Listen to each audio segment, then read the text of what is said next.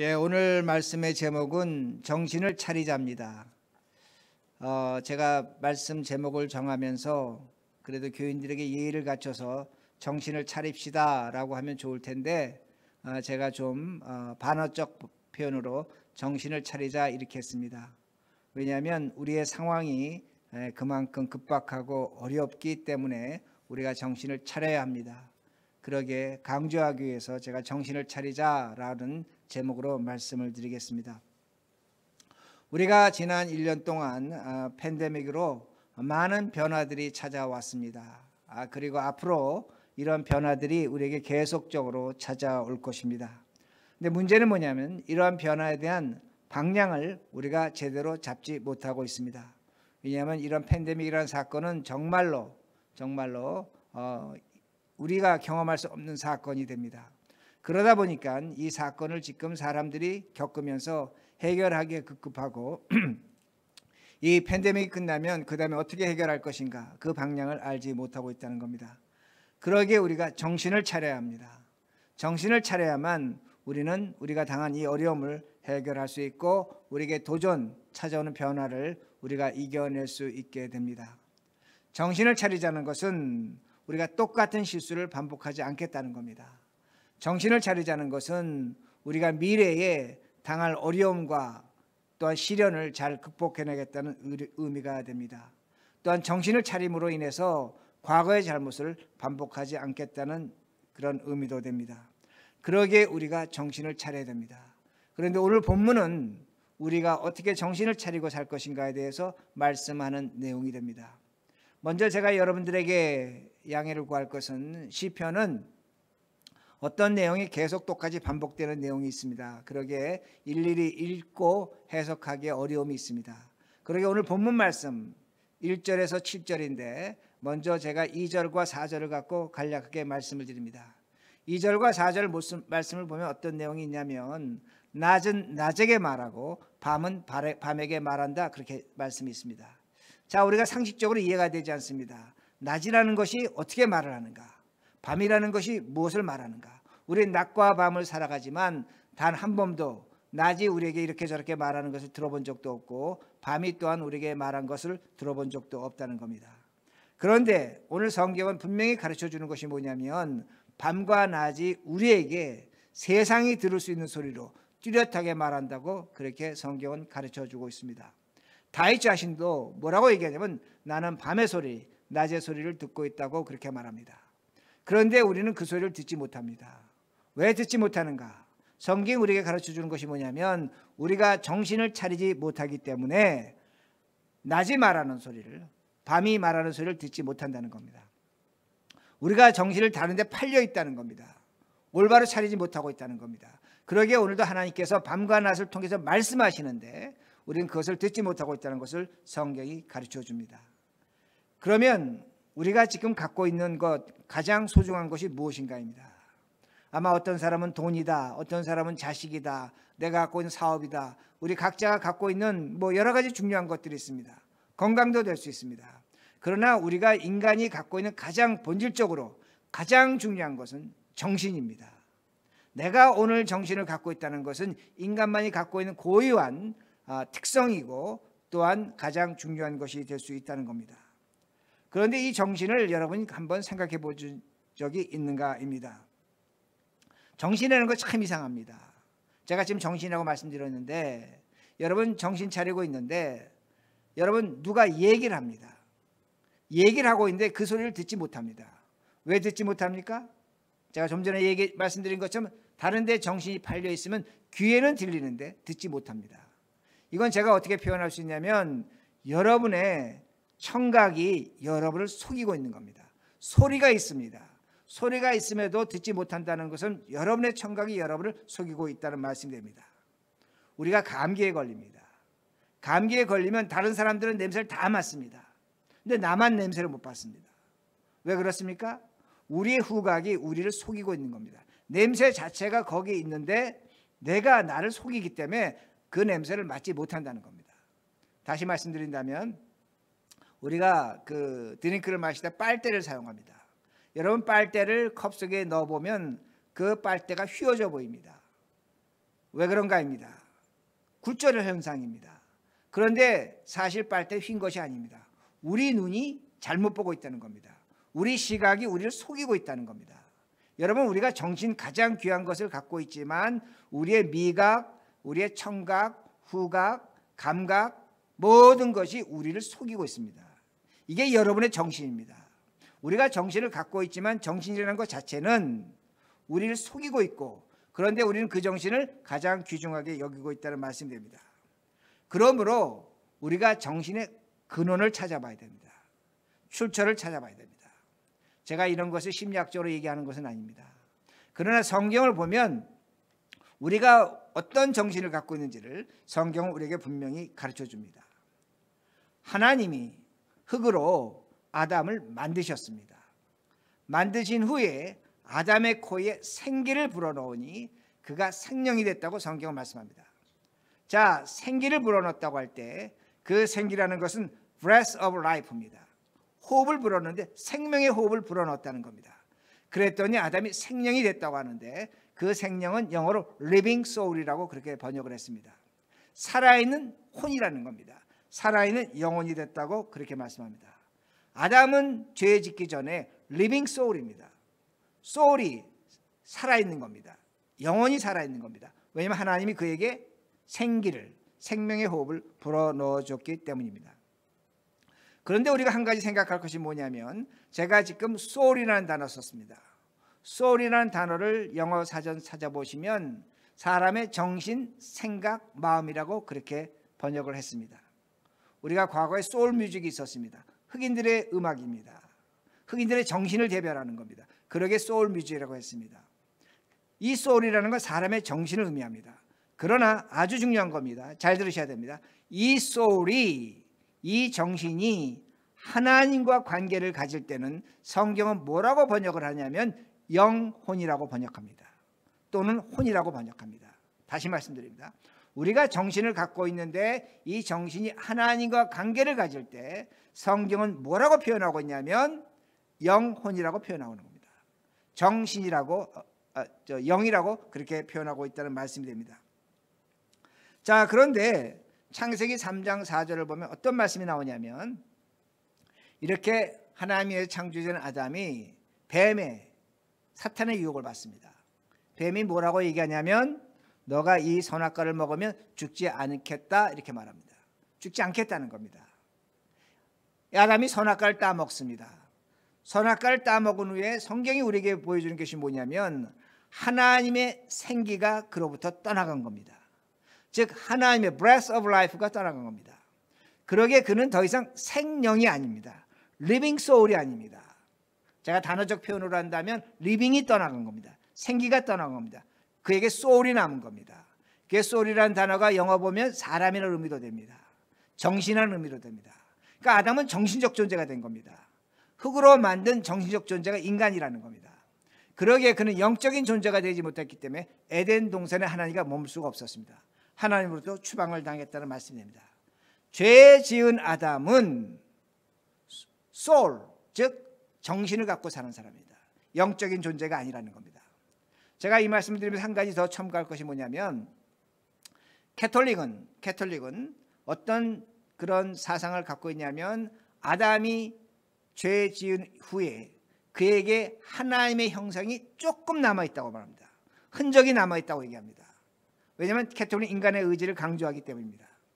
그러나 칼빈은, 우리 장로교는 아담이 죄 지은 후에 하나님의 흔적, 영적 흔적이 완전히 사라졌다고 얘기합니다. 하나도 없어졌다는 겁니다.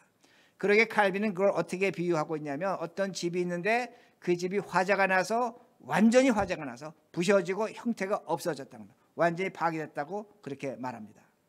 그러니까 아담이 죄 지은 후손, 아담의 후손은 정신으로 사는 겁니다. 사람은 그렇게 해서 정신으로 사는 겁니다. 그걸 기억하시라는 겁니다.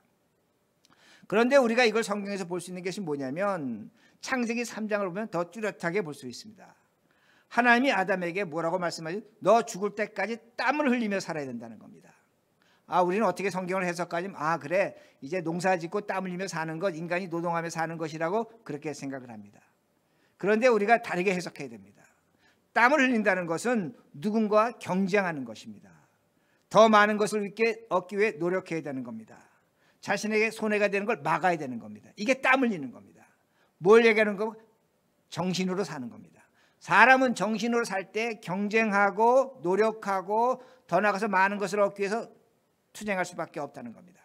그리고 하나님이 또 뭐라고 말씀하시냐면 너가 엉겅퀴와 싸우게 될 것이라고 말씀합니다. 뭘 얘기하는 겁니까? 이건 정신적 고민입니다. 정신적 투쟁이라는 겁니다. 아픔이라는 겁니다.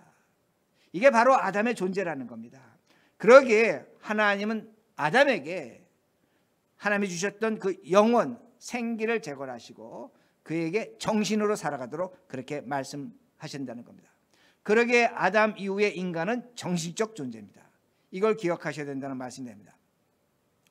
그러므로 사람의 정신은 뭐가 됩니까? 제가 좀 전에 말씀드린 것처럼 하나님과 관계를 가지면 영혼이 되는 겁니다. 영혼이 되는 겁니다. 영적 존재가 된다는 겁니다. 이것이 정신의 출처라는 겁니다. 그러니까 여러분이 지금 갖고 있는 정신의 출처를 제가 이렇게 설명드렸는데 여러분이 잘 성경적으로 이해하셔야 됩니다. 그런데 우리에게 어떤 일이 있었냐면 아담 이후에 둘째 아담이 있었습니다. 예수 그리스도가 있습니다. 예수 그리스도가 십자가에 죽고 부활하심으로 성경은 우리에게 가르쳐주고 있는 것이 뭐냐면 우리의 영혼이 부활했다고 말씀합니다. 이건 다시 말씀드린다면 우리의 정신이 부활했다고 성경은 가르쳐주고 있다는 말씀입니다. 그러기에 고린도전서 15장 45절입니다. 굉장히 중요한 구절이고 여러분 이 말씀을 잘 보셔야 됩니다. 고린도전서 15장 45절, 46절, 40절, 48절 다 귀한 말씀인데 제가 45절만 갖고 갑니다. 기록된 바 첫사람 아담은 생명이 되었다 함과 같이 마지막 아담은 살려주는 영이 되었나니. 자, 여러분 자막을 잘 보시면 첫사람 아담은 제가 설명드린 대로처럼 뭐가? 생명, living soul이 됐다는 겁니다. 근데 제가 지금까지 설명드렸지만 그 living soul이 타락으로 말미암아 soul, 정신적 존재가 됐다는 겁니다. 근데 그 정신적 존재를 위해서 마지막 아담, 예수 그리스도가 우리에게 찾아오셨는데 그 예수 그리스도는 우리를 살려주는 영이라고 되어 있습니다.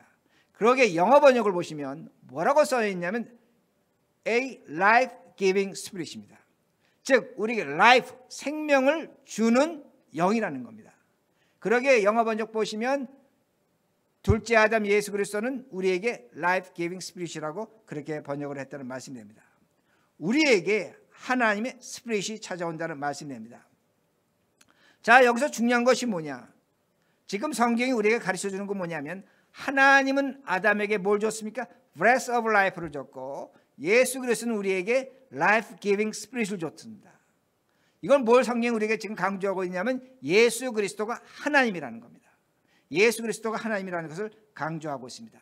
그리고 또 하나를 줬는데 스피릿, 하나님의 영이 왔다는 겁니다. 여러분 스피릿도 여러분이 뭐 너무나 잘 아시는 단어지만 사전을 찾아보면 정신입니다. 정신입니다. 인간의 마음을 스피릿이라고 그렇게 표현을 합니다. 그런데 이것도 하나님과 관계를 가질 때 성경은 뭐라고 번역을 하냐면 영혼으로 번역한다는 겁니다. 영혼으로 번역한다는 겁니다. 그러니까 우리가 스피릿, 하나님의 영으로 갖고 있는 우리의 영이 부활했을 때 그것이 뭐가 되느냐? 정신도 부활하고 동시에 하나님의 영혼이 된다는 것을 성경은 분명히 가르쳐줍니다. 다시 말씀드립니다. 하나님과 관계를 가지면 우리의 정신은 영혼이 된다는 것을 분명히 가르쳐줍니다. 그러므로 우리와 세상 사람들의 차이가 있습니다. 세상 사람들은 하나님을 믿지 않는 사람들은 뭐만 갖고 살아갑니까? 정신을 갖고 살아가는 겁니다. 그러나 우리는 정신을 갖고 살아가지만 동시에 무엇으로 하나님과 관계를 갖고 있기 때문에 우리의 정신이 영혼이 되는 겁니다. 영혼이 된다고 성경은 가르쳐주고 있다는 말씀입니다. 그러기에 우리는 이중성이 있는 겁니다. 어떤 이중성이 있냐면 오늘도 우리가 정신 차리고 살아야 되는데 인간적 정신도 갖고 있지만 동시에 하나님과 관계를 갖고 있는 그 정신이 바로 우리의 영혼이라는 것을 분명히 아셔야 합니다. 그러기에 우리가 하나님의 말씀 따라 사는 겁니다. 왜 하나님 말씀 따라 살아야 되냐면 우리가 다 읽지는 않겠지만 7절에서 10절을 말씀을 보면 하나님의 말씀 여호와의 율법이 나옵니다. 율법을 지금 여러 가지 방법으로 7절에서 10절을 표현합니다.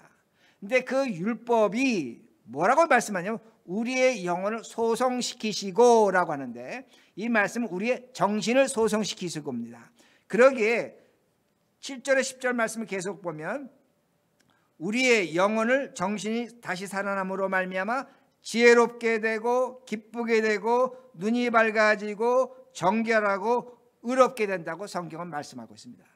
무엇을 얘기하는가 합니다. 성경은 우리의 정신이, 우리의 영혼이 하나님의 말씀으로 달라진다는 겁니다. 변화된다고 분명히 말씀하고 있습니다. 자, 그러면 여러분의 정신이, 우리의 정신이, 우리의 영혼이 어떻게 발달해야 되는가 합니다. 어느 방향으로 나가야 되는가 합니다. 제가 이렇게 하나 예를 듭니다. 지난 11월 달 타임 매거진에 나온 내용이 되는데, 이 미국에서 팬데믹 코로나 바이러스가 가장 성공적으로 일어난 곳, 그러니까 잘 처리된 곳이 어딘가를 조사해 봤더니 하와이였습니다. 하와이는 인구가 140만으로 미국에서 40번째 그 인구가 많은 주가 됩니다. 그런데 하와이는 확진자가 2만 7천 명이고 사망자가 지난 11월 달 기준으로 438명입니다. 그러니까 10만 명당 감염자가 매주 7명 정도밖에 안 됩니다. 그러니까 하와이는 확진자나 감염자가 미국에서 가장 낮은 곳이 됩니다. 근데 그 기사를 보면 비교를 했는데 인구 70만인 노스다코타가 있습니다. 그런데 인구 숫자는 하와이의 반이 됩니다. 그런데 10만 명당 매주 160명이 감염이 됐습니다. 또한 인구 58만 와이오밍은 그 하와이 인구의 약 3분의 1은 조금 넘는데 10만 명당 154명이 감염이 됐습니다. 자, 그러니까 이 감염률이 하와이에 비해서 와이오밍이나 노스다코타는 20배에서 30배 정도 많은 겁니다. 굉장히 높은 겁니다. 그럼 왜 저렇게 하와이는 그런 감염이 낮고 사망이 낮은가입니다. 어떤 사람은 하와이가 섬에 있기 때문에 감염이 낮다 그렇게 얘기합니다. 그런데 섬도 한번 감염이 되면 빠져나갈 것이 없기 때문에 걷잡을 수가 없습니다. 물론 섬이란 위치도 갖고 있지만 그렇지 않다는 겁니다. 근데 그 기사에서 아주 재밌는 게 뭐냐면 마지막 부분에 하와이 주민들이 갖고 있는 쿨로에라는 단어 때문이라고 합니다. 즉 단어 하나입니다. 그 단어가 하와이 말로 쿨로에라입니다.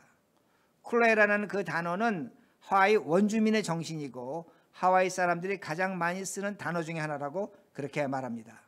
이 쿨로에라는 뭐냐면 내가 나를 책임지고 너를 책임진다는 겁니다. 내가 너를 돌아보고 나를 돌아본다는 겁니다. 즉 하와이 주민만이 갖고 있는 책임의식이라는 겁니다. 내가 나를 책임지고 너를 책임지겠다는 겁니다. 그러니까 하와이는 그 팬데믹이 일어나는데 96%가 마스크를 썼다고 합니다. 그러기에 사망률이 굉장히 낮았고 감염률도 낮았다고 합니다.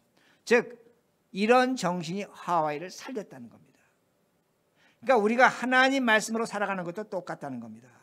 우리가 우리를 살리는 정신을 찾아야 되는 겁니다. 하나님 말씀대로 살아가는 건 좋지만 우리가 어떤 방향으로 어떤 그 목적을 향해서 우리의 정신을 발전시키고 또한 개발해야 되는가입니다. 자, 여러분 아시는 것처럼 지난 주에 제가 광고 들었지만 다음 주가 되면 우리가 팬데믹으로 현장 예배를 드리지 못한 지 정확히 1년이 됩니다. 물론 우리가 중간에 잠깐 모였지만 그러나 어떤 분은 1년 동안 교회에 나오시지 못한 분이 계십니다. 1년이 됩니다. 자, 지난 1년을 돌아보면서 어떤 분들이 이렇게 얘기합니다. 우리가 참 이 팬데믹을 겪으면서 과거에 참 아무렇게 생각하지 않았고 소소한 것들이 그렇게 귀하고 그렇게 좋고 감사하다고 그렇게 많이들 말씀하십니다. 과거의 귀중함을 발견합니다. 그런데 저는 이 앞으로 이 미래를 바라보면서 포스트 코로나를 바라보면서 참 걱정스러운 것이 뭐냐면 그 목사로서도 그렇고 한 사회인으로서 걱정스러운 것이 뭐냐면 모든 규칙이 깨어져 버렸다는 겁니다. 지난 1년 동안 우리가 그동안 지켜왔던 규칙이 다 깨져 버렸습니다. 아이들이 학교 가는 규칙이 깨져 버렸습니다. 공부하는 규칙이 깨져 버렸습니다. 앞으로 아이들에게 어떤 방식으로 어떻게 교육하는지 방향이 없습니다. 여러분이 또한 집에서 살아가는 삶의 규칙 패턴이 깨졌습니다. 예전에 아침에 일어나는 시간이 있고 잠자는 시간이 있고 하는 일이 정해져 있었습니다. 그런데 팬데믹으로 인해서 일어나는 시간, 잠자는 시간 모든 규칙이 다 깨어져 버렸다는 겁니다. 생활의 규칙이 깨어졌다는 겁니다. 우리 사업의 규칙, 직장의 규칙 다 깨졌습니다. 앞으로 우리가 어떤 방식으로 어떻게 사업해야 될지 알지 못합니다. 예전처럼 우리가 그렇게 식당도 가고 어떤 사업을 할 수 있을까? 그건 아무도 모른다는 겁니다. 또한 우리의 신앙생활의 규칙도 깨졌습니다. 예배의 규칙이 깨졌습니다. 교회 생활의 규칙이 깨졌습니다. 여러분 신앙생활하는 규칙이 있었습니다. 수요 예배도 있었고 주일 예배도 있었고 어떤 규칙이 있었습니다. 다 깨져버린 겁니다. 이렇게 규칙이 깨지면서 뭐가 깨지냐면 우리의 몸도 깨져버린 겁니다. 우리의 마음 정신도 깨어져 버렸다는 말씀입니다. 한번 깨어져 버린 것은 다시 원상복구하는 것이 그렇게 쉽지 않다는 말씀입니다. 제가 답답한 것은 뭐냐면 이렇게 규칙이 깨어졌음에도 불구하고 어느 누구도 우리가 이렇게 살아야 되는데 방향을 제시하지 못합니다. 지난주에 바이든 정부가 1.9 빌리언이라는 달 어마어마한 돈을 풉니다. 돈으로 해결해 보겠다는 겁니다. 그러나 해결될 수 있는 것이 있겠지만 해결 안 되는 것이 더 많을 수 있다는 겁니다. 우리가 이런 상황에서 이렇게 모든 것이 깨어진 상황에서 우리가 하나님의 말씀으로 우리의 정신이 우리의 영혼이 회복되어야 된다는 겁니다. 제가 이걸 다른 말로 표현한다면 우리가 정신 차리며 살아야 된다는 겁니다. 정신 차리며 살아야지만 우리가 다가올 미래를 우리 교회를 지키고 가정을 지키고 직장을 지키고 우리 자신을 지켜낼 수 있다는 말씀입니다. 모든 것이 깨어진 상태에서 아무런 생각 없이 산다면 우리는 망할 수밖에 없는 겁니다. 그러나 내가 이 깨어진 상태에서 내가 믿는 하나님 말씀에 따라서 내가 정신을 차리고 내 영혼이 각성하며 산다면 우리는 이 어려움을 이겨낼 수 있다는 말씀입니다. 어떻게 사는가입니다. 10절 말씀입니다. 10절 말씀.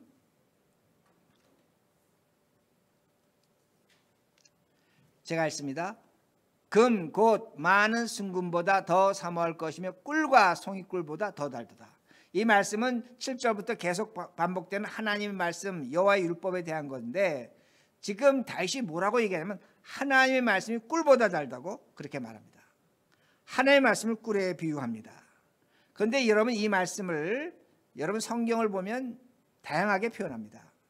에스겔서 3장을 보면 하나님께서 에스겔에게 두루마기를 주시면서 너 이 말씀을 먹어라 하니까 내가 그 말씀을 먹을 때 입에 꿀처럼 달더라 그렇게 말씀하고 있습니다. 또한 요한계시록 10장을 보면 요한이 하나님의 말씀을 먹을 때에도 입에는 꿀같이 달았다고 그렇게 말씀합니다. 또한 시편 19편 오늘 우리가 본 말씀 10절에도 다윗이 뭐라고 얘기하냐면 하나님의 말씀이 꿀같이 달다고 그렇게 말씀합니다. 하나님의 말씀은 꿀입니다. 그런데 꿀을 먹어본 사람은 압니다. 말씀을 먹어본 사람은 압니다. 하나님 말씀 배가 고플 때 먹어야 꿀같이 답니다. 하나님 말씀을 배가 부를 때 말씀을 먹을 수가 없습니다. 제가 어떤 의미가 되냐면 여러분 꿀을 먹어보시면 압니다. 꿀을 먹을 때 한 숟가락 먹을 수 있습니다. 진짜 꿀은. 2숟가락, 3숟가락, 4숟가락 반드시 설사합니다. 꿀은 소화를 시켜야 됩니다. 어떤 의미가 되냐면 여러분이 하나님의 말씀을 듣고 하나님 말씀에 따라 운동해야 됩니다. 다시 말씀드립니다. 하나님 말씀도 살아야 된다는 겁니다. 말씀을 듣고 소화를 시켜야만 그 다음에 말씀이 단 겁니다. 그 말씀을 또 먹을 수 있는 겁니다. 말씀은 먹습니다. 오늘도 우리가 주일 예배를 통해서 말씀을 먹었습니다. 제가 매일 아침마다 보내드리는 아침 8시 아침 말씀을 듣고 여러분 말씀을 먹습니다. 여러분 각자가 집에서 성경 보면 말씀을 먹습니다. 말씀은 많이 먹는데 그 말씀을 먹고 소화를 시키지 못합니다. 말씀대로 살지를 않습니다. 그러다 보니까 그 말씀이 오히려 병이 되는 겁니다.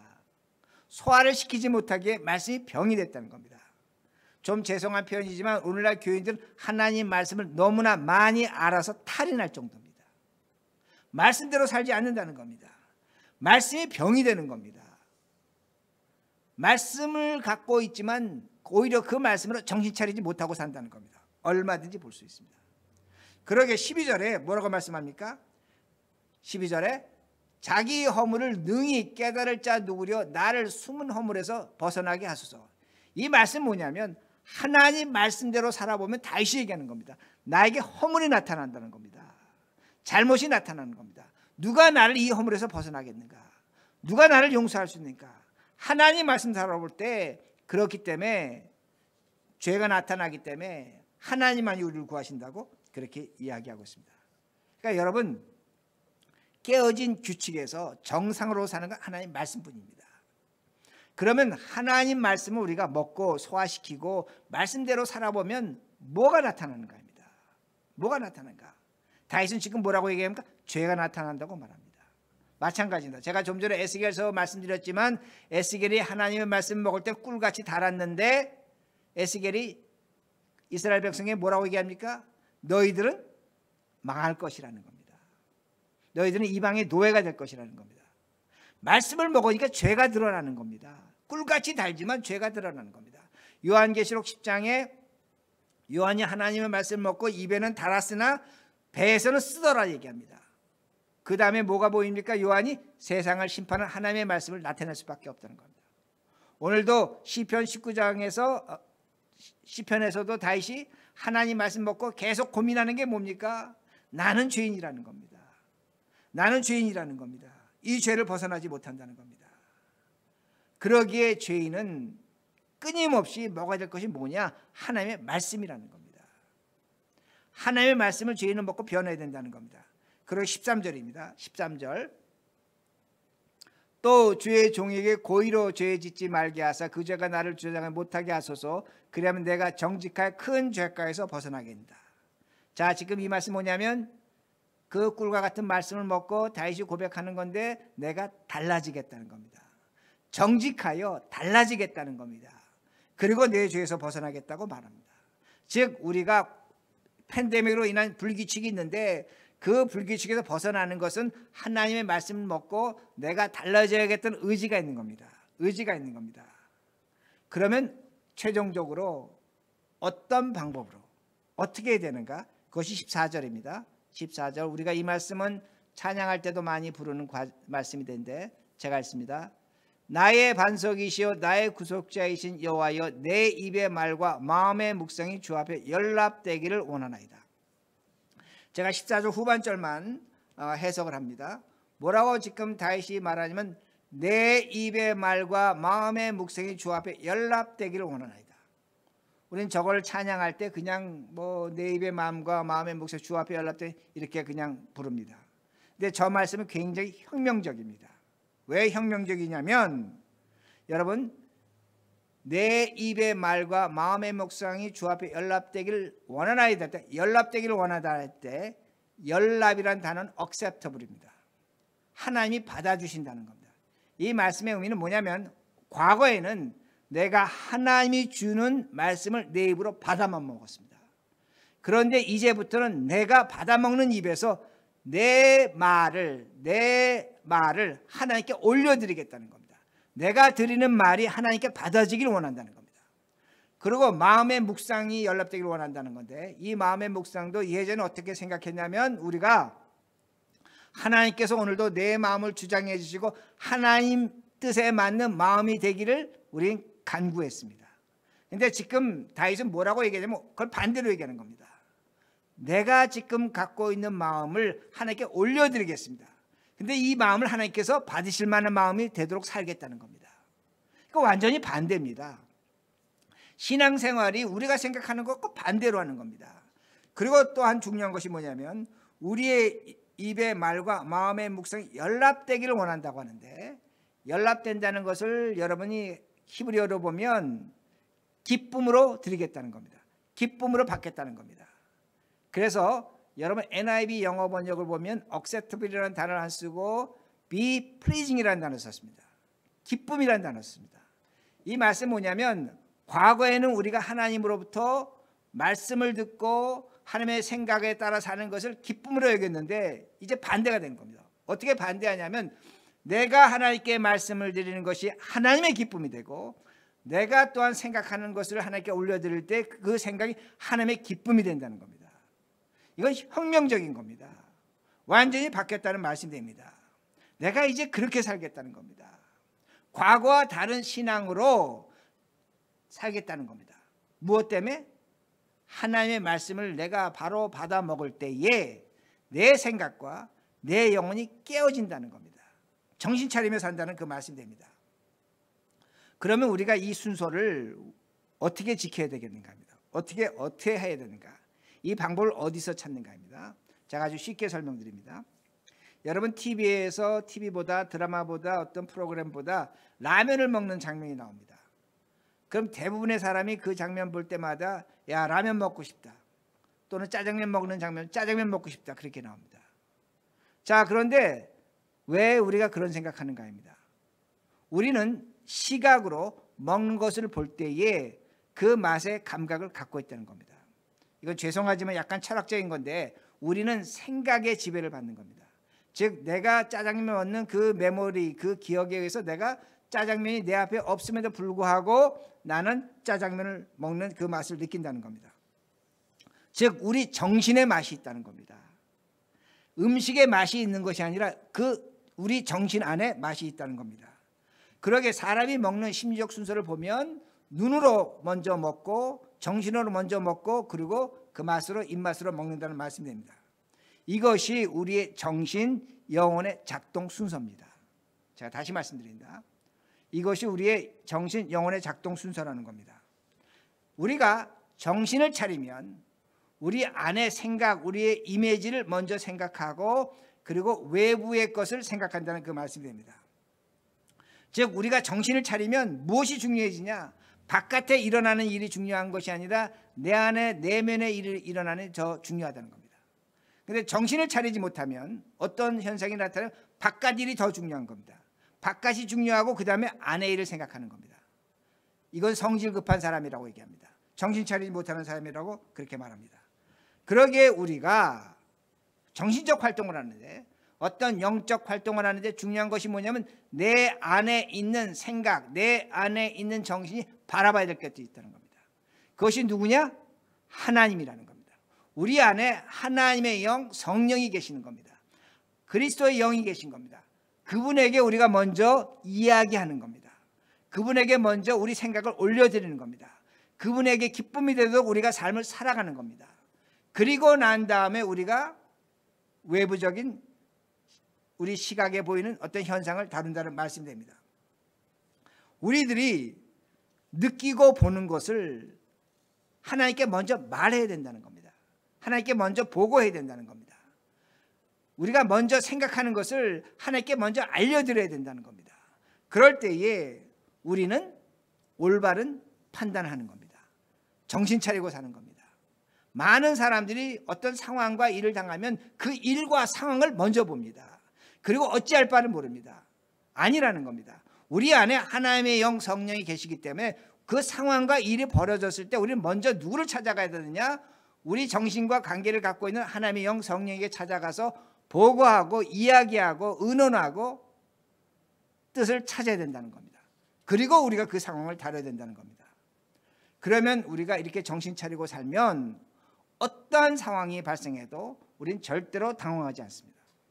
우리가 이 순서만 지킨다면 우리는 낮이 말하는 소리와 밤이 말하는 소리를 분명하게 듣습니다. 오늘도 어떻게 밤이 말하고 낮이 말하는가 생각하는데 아닙니다. 내가 오늘 내 안에 있는 하나님께 먼저 고백하고 생각을 말한다면 우리는 분명히 듣는다는 겁니다.